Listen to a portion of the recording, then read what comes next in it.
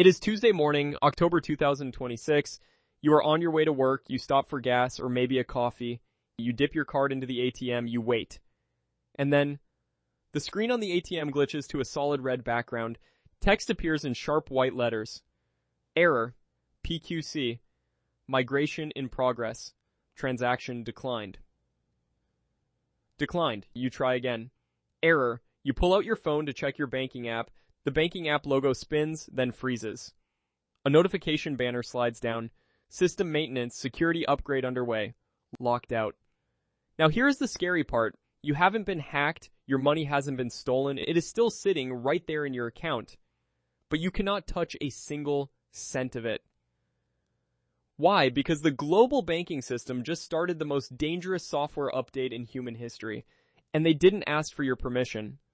Today, I'm going to show you why your bank account is about to freeze, and exactly what you need to do before the update begins. This isn't science fiction, and it isn't a conspiracy theory.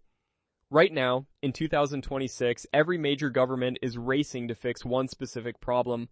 Quantum computers are about to break the digital locks that protect the entire global economy.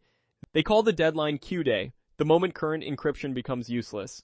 To avoid total panic, the banking sector has planned a quiet migration to something called post-quantum cryptography. They want to swap out the old security for the new quantum-proof security without you noticing. It sounds like a routine iPhone update, right? Wrong. When every bank, payment processor, and clearinghouse tries to flip to a new security standard at the exact same time, that isn't an update. That is open heart surgery on the global financial system while the patient is still awake. And the problem is nobody told the patient. Here is why your money freezes. It's not because a hacker stole it. It's because of a handshake failure. Your bank card has a digital key. The card reader has a lock. For 30 years, they've spoken the same language. But in 2026, banks are rushing to install the new quantum standards. The problem? Interoperability. If your bank is upgraded but the grocery store's payment processor hasn't, the handshake fails. The system doesn't say update pending, it says transaction denied, potential fraud. Imagine that happening to millions of people at once. Automatic bill payments fail. Payroll systems can't deposit checks because the encryption certificates don't match. Flags go up everywhere. Fraud algorithms trigger mass account lockdowns. This is the quantum freeze. Your money is safe, you just can't get to it. And customer service, good luck. They'll be buried under 10 million other panicked calls. Do not trust the screen to remember for you. Here is your 3-step survival guide for 2026. Step 1. Decouple your money. Do not rely on one bank and one card.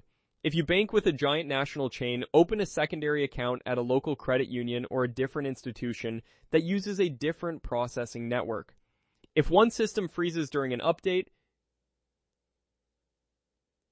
you have a backup rail. Step 2. The 30-day buffer. Keep 1 month of living expenses in a mix of physical cash and an account that is instantly accessible, not an investment account that takes 3 days to settle. When the systems desync, cash doesn't need a digital handshake.